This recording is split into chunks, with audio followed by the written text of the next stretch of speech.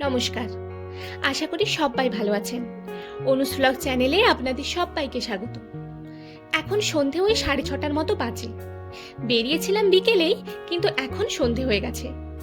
সন্ধেবেলায় চারপাশটা দেখতে এত সুন্দর লাগছিল, তাই ভাবলাম আপনাদের সাথে একটু শেয়ার করি। সুবিশাল আকাশের নিচে স্রোতস্বিনী নদী আর গুরুগম্ভীর পাহাড়ের মাঝখানে প্রাণবন্ত রংপুর। এটা ওয়েস্ট বেঙ্গল আর সিকিমের কানেক্টেড একটা ছোট্ট ব্রিজ থেকে তোলা ছবি। চারিদিকটা দেখতে এত সুন্দর লাগছিল। ওপরে সুবিশাল আকাশ, পাহাড়, নদী, শহর সবকিছু মিলেমিশে এক মোহময় রূপ।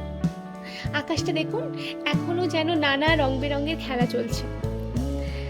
তারপর এই দৃশ্য দেখার পর আমরা চলে এসেছিলাম একটু মার্কেটে। তো এখানে দেখছেন না সারি সারি সবজির দোকান, এগুলো সারা বছরই অ্যাভেলেবেল থাকে। এখানে একটা বড় হাট বসে, তা বাদে এই সবজির দোকানগুলো সবসময় সারা বছর আপনি সবজি পাবেন এখান থেকে। আর এই যে রং বেরঙের ছাতার নিচে ছোট ছোট দোকান, এগুলো হলো মোমো স্টল। এখানে অনেক আছে সারি সারি। তো এখানকার মোমোর যে বিশেষত্ব সেটা হলো ওনারা সঙ্গে সঙ্গে এখানেই তৈরি করে দেন। মোমোর সাইজটাও বেশ ভালো, আর এক প্লেট 8 পিস, দাম হচ্ছে 50 টাকা। এর সাথে যে চাটনিটা দেয় সেটা মারাত্মক ঝাল, যারা ঝাল খায় না তারা তো খেতেই পারবে না। এখানে এক প্রকারের লঙ্কা পাওয়া যায়, যেটাকে ডোলে বলে, সেটার সাথে শুকনো লঙ্কা মিক্সড করেই চাটনিটা তৈরি হয়। মোমো এখন চারিদিকে খুবই পপুলার, তবে আজ থেকে 10 বছর আগেও মোমো সেরকম কোনো দোকানই ছিল না। আজ গলিতে গলিতে দোকান। মোমোর উদ্ভবটা কিন্তু 14th সেঞ্চুরিতেই হয়ে গিয়েছিল। মোমোর জন্মস্থান নেপাল আর তিবেত।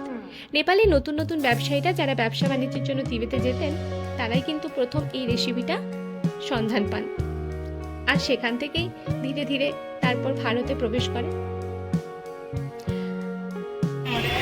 धीरे से ऐसे कर। चटनी में इतना तीखा था, बाप रे बाप, पूरा आग निकल रहा है। डल्ले और सूखा का बनाया, तो ये डोले के लिए इतना ही है।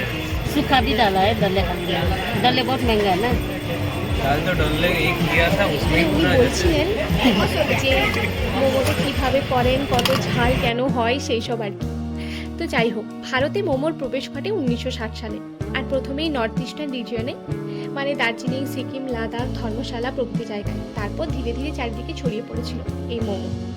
মোমো খাওয়া শেষ করে চলে এসেছিলাম বাজারে, আমাদের কিছু সবজি কেনার ছিল।